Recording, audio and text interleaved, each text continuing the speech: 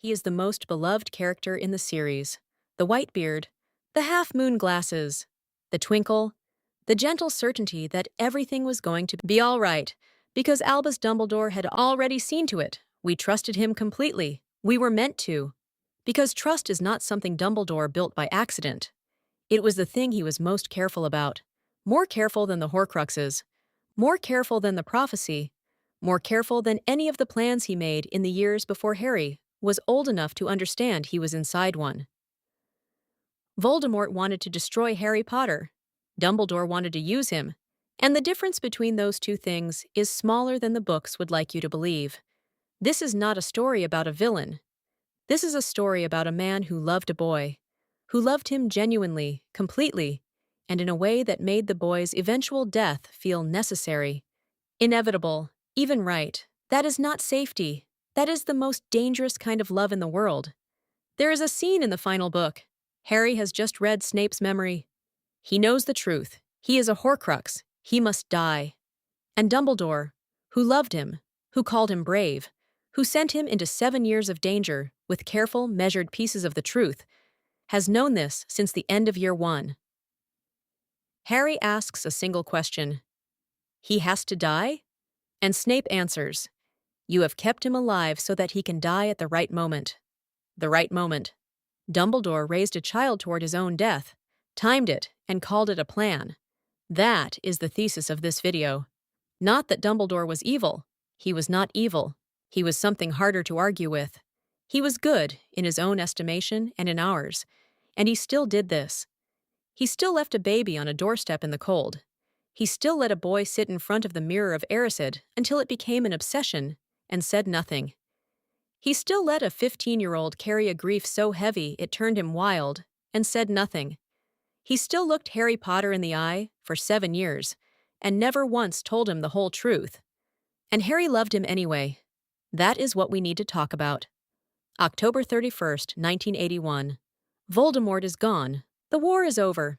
And Albus Dumbledore stands in the dark on Privet Drive and sets a baby down on a stone doorstep. McGonagall was there. She objected. She said it plainly. These people are the worst sort of muggles. This boy will be famous. He'll be better off among people who know him. Dumbledore smiled and called it protection. The Dursleys didn't know a baby was coming.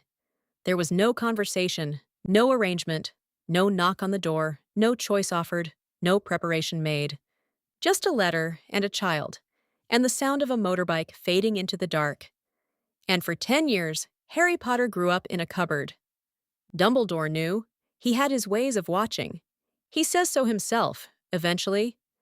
He knew about the neglect. He knew the boy slept under the stairs, wore his cousin's oversized cast-offs, was told daily in 100 small ways that he was a burden and a mistake. He knew. He said nothing. Because the plan required it. The blood magic required a Dursley house. The protection required the suffering. And Dumbledore had already made the calculation. That 10 years of pain was an acceptable price for the security it bought. Harry never asked to be that calculation. Harry never even knew he was. That is the first silence. The first thing Dumbledore decided Harry didn't need to know. It will not be the last. First year. Harry finds the mirror of Erised. He sees his family, his mother, his father. Everyone he has never had and never been allowed to want. He sits in front of it for 3 nights in a row. He brings Ron. He goes back alone. He starts losing track of what is real, what is the mirror, what is the life he has, and what is the life it's showing him. Dumbledore finds him there. He explains the mirror gently. Wisely, he says, the happiest man on earth would look in the mirror and see only himself, exactly as he is. He says, it does not do to dwell on dreams and forget to live. Harry listens. Harry leaves. Harry does not go back. What Dumbledore does not say, I am sorry. I am sorry that the thing you want most is a family, and that you have been without one for 10 years, and that I am the reason. I am sorry that I put you there. I am sorry that the mirror is showing you what should already have been yours. He doesn't say that. He gives wisdom instead of honesty. And this is where it starts to matter. Because Dumbledore is very good at wisdom. It is warm. It feels like love. It sounds like care. And it is so perfectly shaped to end the conversation that Harry never thinks to ask the questions underneath it. Why was I left there? Who decided that was acceptable? Why are you sorry but not saying so? He doesn't ask. Because Dumbledore's wisdom has the same effect it always has. It closes the door, gently, warmly, completely. The prophecy. Neither can live while the other survives. Dumbledore hears this prophecy in the early 1980s. He hears it before Voldemort does. He hears it while it is still possible that it could be about Neville Longbottom instead. He hears it. He sits with it. He makes a decision. He does not tell Harry. Not in year 1, when Harry nearly dies for the first time. Not in year 2, when Harry kills a basilisk with a sword and a phoenix weeps over his body. Not in year 3, when Harry watches his godfather nearly receive the Dementor's kiss. Not in year 4, when Harry watches Cedric Diggory die 3 feet away and holds his body home in his arms. He does not tell Harry because, he explains eventually, he was afraid. Afraid that Harry would try to run. Or worse, that he wouldn't. That he would understand too young what the prophecy required of him, and it would destroy something in him before the time came to use it. That is a reason. But read it again. Dumbledore was afraid of what Harry would do if he knew the truth. So he withheld it. Not for Harry's benefit. For the plans. And in 5th year, when Harry's grief over Cedric has turned into something raw and unmanageable, when he is alone and furious and barely sleeping, when he most needs someone to trust him with the truth, Dumbledore stops meeting his eyes. Because he feels guilty. Dumbledore lets a 15-year-old drown in confusion and grief because the sight of him has become difficult. He says so himself, in the end. I cared more about you than I ought. What he means is, I cared so much that I could not bear to look at you while I was doing this to you. That is not a defense. That is a confession, if you're feeling something you can't name right now. That uncomfortable thing where you still love Dumbledore and you're also furious at him. That's the feeling this channel is for. Stay with it. The worst of it is still to come. 6th year. Dumbledore returns from the summer, with a blackened hand and no explanation. He and Harry begin the pensive lessons. They travel back through memory, Tom Riddle as a baby, as a boy, as a student, as a rising shadow. Dumbledore shares everything. He is generous with knowledge, finally. Patient, warm. He gives Harry a task at the end of the year. Go with me to retrieve the locket. Harry goes. They find the cave, the basin, the potion that cannot be stopped once started. Dumbledore drinks, and Harry watches, and whatever Dumbledore sees in that potion, whatever terrible thing the magic forces him to relive, he begs, don't hurt them. Please, it's my fault. Don't hurt them. And Harry forces the potion into his mouth. Because those were the instructions. Because Dumbledore told him to. Because trust, by now, is complete. This is the most devastating scene in the series. Not because of what happens, because of what it reveals.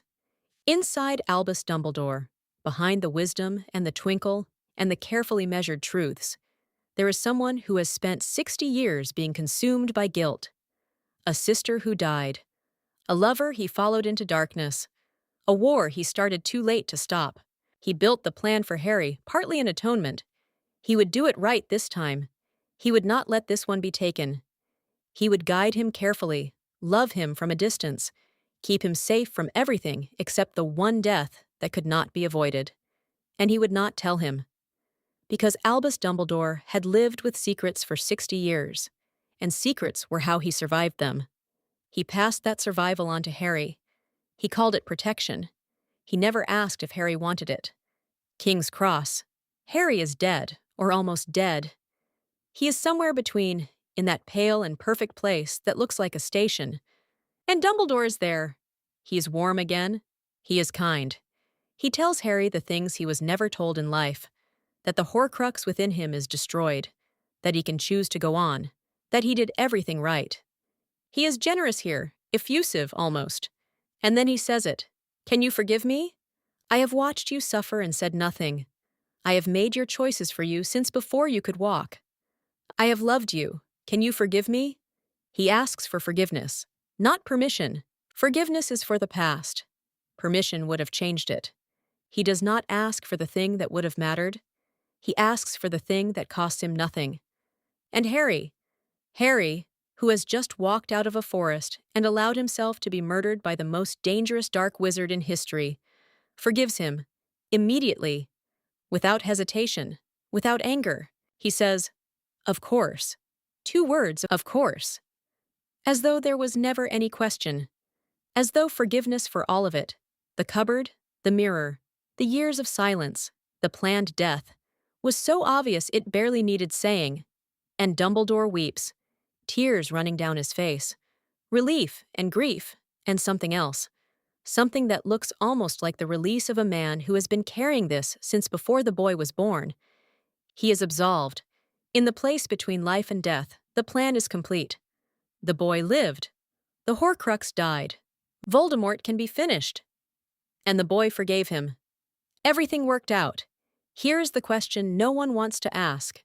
Was Harry capable of not forgiving him? Think about that. Really think about it.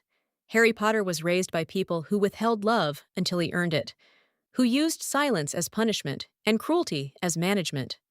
He grew up learning that the people who had power over his life were not required to explain themselves, that the only way to survive was to be grateful for whatever warmth was offered.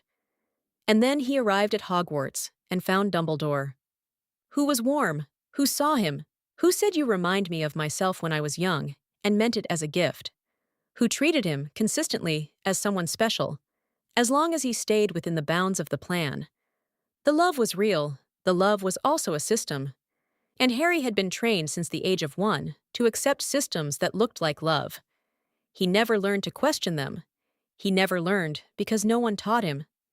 Because Dumbledore looked at a boy shaped by years of powerlessness and saw in that powerlessness a perfect kind of courage.